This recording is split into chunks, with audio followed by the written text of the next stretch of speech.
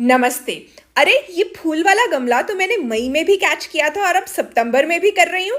वो इसलिए क्योंकि इस पौधे में ये बहुत ही खूबसूरत फूल खिलते ही जा रहे हैं, रुकने का नाम ही नहीं ले रहे। इस पौधे का नाम है लिसियांथस या जिसे इयोस्टोमा भी कहते हैं।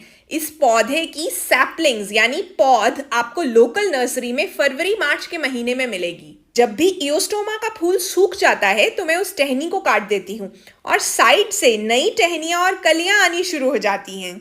और कोई खास देखभाल नहीं चाहिए लिसियांथस को।